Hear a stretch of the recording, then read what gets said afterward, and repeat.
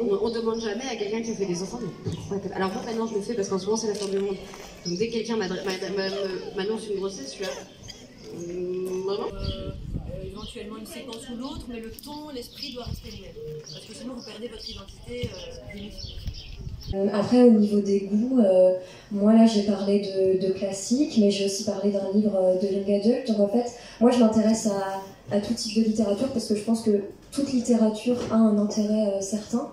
Et la phrase que vous disiez par rapport au fait que les jeunes lisent, mais les parents ne savent pas toujours, ça me fait penser au fait que beaucoup de jeunes notamment s'intéressent aux mangas, aux bandes dessinées, et les parents, j'ai travaillé en librairie, les parents sont souvent très jugeants par rapport à ça, en disant, notamment toi je pense que tu pourras en parler, mais ils sont très jugeants, voilà, en disant les mangas c'est pas de la vraie lecture, mais si, c'est de la vraie lecture, les mangas, la bande dessinée, et si vos enfants aiment ça, c'est génial, ils lisent, et c'est ça le principal, il n'y a pas besoin de lire des romans de 600 pages pour être un lecteur, et ça je pense que c'est important de le préciser.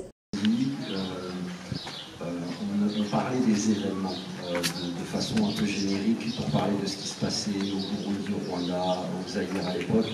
C'était des guerres et on disait les événements. Et pour moi, le mot génocide n'avait pas de spécificité particulière par rapport à ce qui se passait dans la région. C'était un mot parmi d'autres, c'était presque un synonyme finalement de guerre. C'est à ça que j'aspire, c'est faire parler ce que j'ignore à moi. En tout cas, chaque artiste a une manière différente de voir les choses et de faire les choses. Je voulais aussi vous montrer quelques petites choses parce que, pas ce week-end, mais le week-end dernier, j'étais au Festival international de journalisme à Couture-sur-Garonne. C'était trop bien, j'étais trop contente d'y aller. En fait, c'est un festival où il y a des tables rondes avec des journalistes qui parlent de différents sujets autour du journalisme. Donc là par exemple il y avait notamment je suis allée voir un photojournaliste qui parlait de son métier, mais il y avait plein d'autres thèmes. Il y avait aussi des ateliers, donc moi par exemple je suis allée à un atelier sur le podcast, donc je pensais que ce serait plus on ferait des trucs, mais en fait c'était vraiment une discussion avec une journaliste sur les podcasts, donc c'était très intéressant. Et j'ai fait aussi un atelier pour faire des interviews et j'ai trouvé mais c'était trop bien. Donc là on voyait vraiment la technique et tout, donc c'était très intéressant. Et voilà, il y a des rencontres avec des journalistes, tout ça, et j'étais trop contente. Parce qu'en plus, j'ai écrit le premier jet d'un roman où les personnages principaux sont journalistes. Donc c'était, je sais pas, j'avais un peu l'impression d'entrer dans leur monde. Et d'ailleurs, pendant ce festival, j'ai eu la chance inouïe de rencontrer Gaël Faye, qui est un de mes artistes préférés. Il est écrivain. C'est celui qui a écrit Petit Pays, qui a gagné le prix Goncourt des lycéens en 2016. Et c'est aussi un chanteur, compositeur, interprète, en bref, le gars fait tout, de talent. Moi, c'est un de mes chanteurs préférés en fait, j'adore ce qu'il fait, je vous conseille ce qu'il fait, allez le streamer sur Spotify. Vraiment, c'est un artiste complet en fait que j'aime vraiment énormément. Et en fait, comme je fais partie, je fais mon service civique dans l'équipe d'une web radio et du coup j'en ai profité pour l'interviewer. Je lui ai demandé et direct il a dit oui et du coup je l'ai interviewé et au départ je lui ai dit ouais t'inquiète ça va durer 5-10 minutes parce que je me suis dit il faut pas que je lui prenne tout son temps, tu vois, il a autre chose à foutre que de faire une interview avec moi. Et en fait c'était tellement intéressant que je lui ai posé 3000 questions et du coup ça a duré une demi-heure. Donc Gaëlle, je suis trop désolée d'avoir pris autant de temps. Et de base, si je suis allée à ce festival de journalisme, c'était non seulement parce que ça m'intéressait énormément d'y aller, mais aussi parce que j'étais invitée à participer à une table ronde autour de la question « Que lisent les jeunes ?» Donc c'était une table ronde sur qu'est-ce que notre génération lit, est-ce que les jeunes aiment lire, qu'est-ce qu'ils lisent, blablabla. Donc il y avait moi, en tant que représentante de la jeunesse, même si je ne suis plus si jeune parce que je vais avoir 26 ans les gars, vraiment c'est trop flippant. Ce week-end j'étais avec ma famille, j'ai fêté les 30 ans d'un de mes cousins et vraiment on parlait de qui sont les prochains à avoir 30 ans et moi je suis pas si loin dans la liste, tu vois. À cette table ronde avec moi il y avait un auteur et dessinateur de BD, il y avait une libraire et il y avait aussi un éditeur d'une maison d'édition spécialisée dans le manga. Et donc on a fait cette table ronde. Quand ça dure qu'1 heure, tu peux pas trop développer et élaborer ton sujet, mais en tout cas c'était très intéressant parce que voilà, moi j'ai défendu le manga parce que voilà, on sait bien à quel point les gens qui lisent le manga oui, c'est pas de la vraie lecture, blablabla. Moi j'étais en mode, moi j'ai pris le micro, j'ai fait si, c'est de la vraie lecture. J'étais là pour gueuler. Et d'ailleurs, à un moment, on nous a posé une question, quelles sont vos recommandations et tout. Et j'ai conseillé La Guerre du Pavot, donc The Poppy War en français. Voilà, donc j'ai fait ma petite pub pour Rebecca F. Kang, même durant le Festival international de journalisme. Franchement, si The Poppy War n'existait pas, je pense que j'aurais dit... Mais d'ailleurs, j'ai cité Heartstopper un moment. J'ai parlé un peu d'Alice Oseman, mais très vite fait, pendant une question, j'en ai profité pour glisser un peu Heartstopper. Et je vous raconte tout ça parce que durant cette table ronde, j'étais avec un éditeur d'une maison d'édition de manga, et il m'a donné des mangas. Et moi, j'étais aux anges. Et donc je me suis dit que ce serait sympathique et que ça vous intéresserait que je vous les présente. Alors tout d'abord, il y a le manga Blossom de DS. J'ai directement craqué sur la couverture parce que ça me fait penser à de l'aquarelle et je suis très faible face à l'aquarelle et je trouve la couverture absolument sublime. Là il y a écrit médaille de bronze au 14e Japan International Manga Award, ce qui est quand même plutôt stylé. Oh et là il y a une petite... Oh mais c'est quoi? C'est trop mignon. Je l'avais pas vu avec le bandeau. Oh mais on dirait un petit dinosaure. Et là sur le bandeau il y a écrit un récit qui aborde avec brio les stéréotypes de genre et l'intersexuation.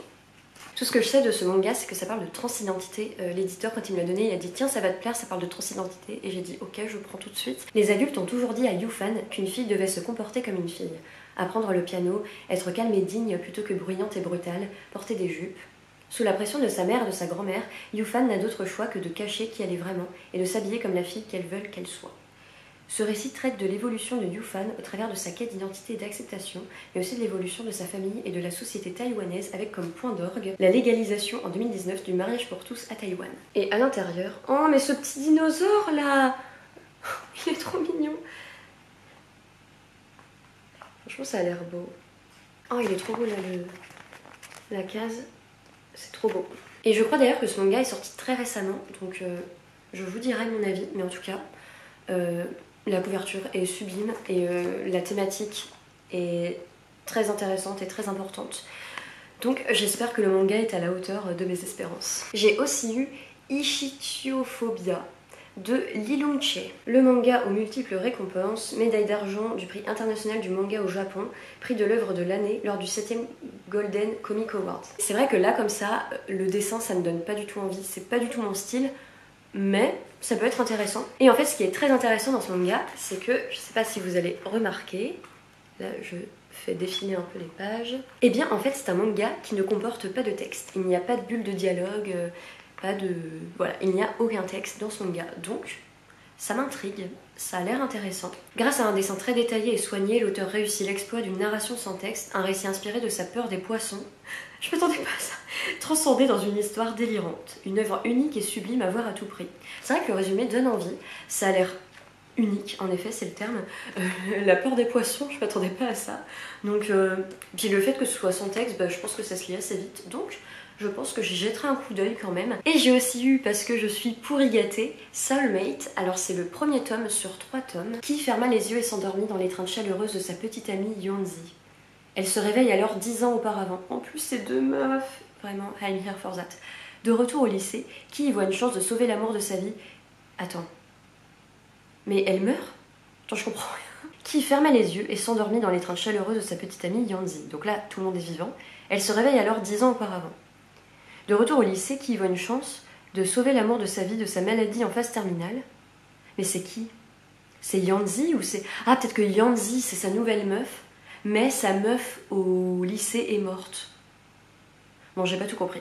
Mais elle ne sait pas que son moi adolescent est dans son corps d'adulte, sans aucune idée de la vie qu'elle s'est construite et du temps précieux qu'elle a passé avec Yonzi. Leur amour peut-il vaincre tous les obstacles dans ces deux chronologies? J'ai rien compris. Là, il y a écrit romance fantastique. Je suis fatiguée, je sais pas si j'ai tout compris, mais en tout cas, ça a l'air chouette.